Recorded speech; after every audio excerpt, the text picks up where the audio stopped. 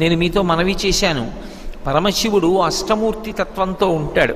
అందుకే పరమశివుడికి పూజ చేస్తే 8 నామాలతో పూజ చేస్తే చాలు, సంపూర్ణమైనటువంటి పూజ పూర్తి చేసినట్టే. అవకాశం ఉంటే శివాష్టోత్తరం చెప్పచ్చు, శివసహస్రం చెప్పచ్చు.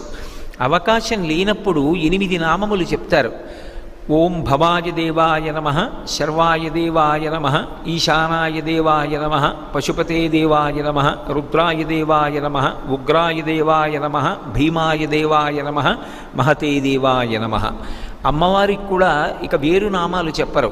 భవస్య దేవస్య పత్నీ నమః, శర్వస్య దేవస్య పత్నీ నమః, ఈశానస్య దేవస్య పత్నీ నమః, పశుపతే దేవస్య పత్నీ నమః అని ఈ 8 నామాలకి మళ్ళీ పత్నీ నమః అని కలుపుతారు.